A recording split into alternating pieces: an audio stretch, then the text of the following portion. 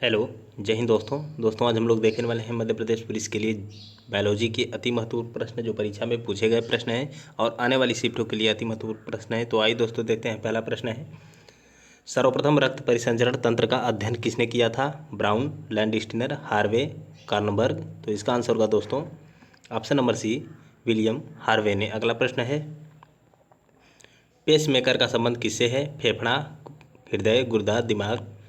तो इसका आंसर होगा दोस्तों ऑप्शन नंबर बी, हृदय से। अगला प्रश्न है, गति प्रेरक किससे संबंधित है?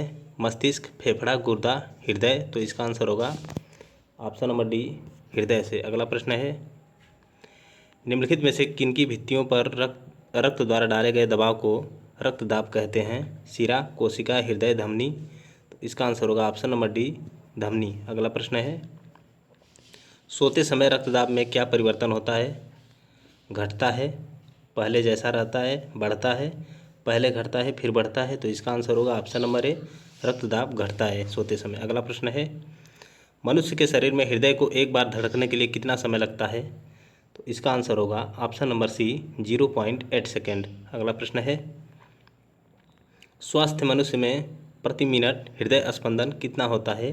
तो इसका आंसर होगा ऑप्शन नंबर बी, 72 बार। अगला प्रश्न है, मानव हृदय में कितने कोष्ठक होते हैं? 2, 3, 4, 5। तो इसका आंसर होगा ऑप्शन नंबर सी, 4 कोष्ठक होते हैं। अगला प्रश्न है, नाड़ी दर कहाँ से मापा जाता है? धमनी से, तंत्रिका से, त्वचा से, शिरा से। तो इसका आंसर होगा ऑप्शन नंबर ए, धमनी से। अगला प्रश्न है, शरीर की विशालतम धमनी कौन सी है? Vena cava, Nilay, aorta. इनमें से कोई नहीं। तो इसका आंसर होगा ऑप्शन नंबर सी, एरोटा। अगला प्रश्न है, रक्त में पाई जाने वाली धातु कौन सी है? कैल्शियम, सोडियम, लोहा, जिंक। तो इसका आंसर होगा ऑप्शन नंबर सी, लोहा। अगला प्रश्न है, रक्त का शुद्धिकरण कहाँ होता है? हृदय में, यकृत में, किडनी में, फेफड़ा में। तो इसका आंसर होगा ऑप्शन नंबर सी, किडनी में। अगला प्रश्न है, मनुष्य के शरीर को सर्वाधिक शक्तिशाली मनुष्य के शरीर की सर्वाधिक शक्तिशाली पेशी कौन सी है? उंगली, पाँव, जबड़ा, कलाई। तो इसका आंसर होगा दोस्तों ऑप्शन नंबर सी, जबड़ा की।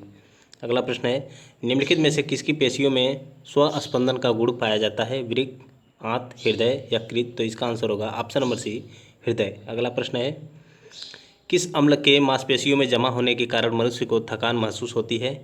लैक्टिक अम्ल, साइट्रिक अम्ल, यूरिक अम्ल, ये सभी। तो इसका आंसर होगा दोस्तों ऑप्शन नंबर ए, लैक्टिक अम्ल के द्वारा। अगला प्रश्न है, मानव शरीर के निम्नलिखित अंगों में से कार्निया किसका भाग होता है? कान का, आँख का, वृक्क का, नाक का। तो इसका आंसर होगा ऑप्शन नंबर बी, आँख का भाग होता है कार्निया। और नेत्रदान में कार्निया का ही दान किया जाता है। अगला प्रश्न है, नेत्रदान में आँख का कौन सा भाग प्रयुक्त किया जाता है?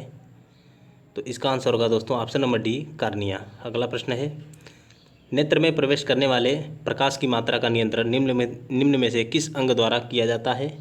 Choroid, iris, retina, cornea. तो इसका आंसर होगा ऑप्शन नंबर बी, आइरिस के द्वारा। अगला प्रश्न है, आँख के किस भाग में वस्तु का प्रतिबिंब बनता है? रेटिना पर, प्यूपिल पर, आइरिस पर, कार्निया पर। तो इसका आंसर होगा ऑप्शन नंबर ए, रेटिना पर। अगला प्रश्न है, मानव नेत्र में उपस्थित रेटिना में रंगों में विभेद के लिए उपस्थित होते हैं? Choroid, iris, cones, rods. तो इसका आंसर होगा ऑप्शन नंबर सी, कोन्स। अगला प्रश्न है, त्वचा का रंग किसके कारण होता है? इसका आंसर होगा ऑप्शन नंबर बी, मेलानिन के कारण। अगला प्रश्न है, मनुष्य में त्वचा किस स्थान पर सबसे अधिक मोटी होती है? हथेली पर, नितंबों पर, सिर पर, तलुए पर। तो इसका आंसर होगा ऑप्शन नंबर डी, तलुए पर। अगला प्रश्न है, मानव शरीर का सबसे बड़ा अंग कौन सा है? हृदय, यकृत, मस्तिष्क, चमड़ा। तो इसका आंसर होगा ऑप्शन नंबर डी, चमड़ा। अगला प्रश्न है, मानव त्वचा को रंग देने वाला वर्णक कौन सा है? तो इसका आंसर होगा ऑप्शन नंबर बी, मेलानिन। अगला प्रश्न है,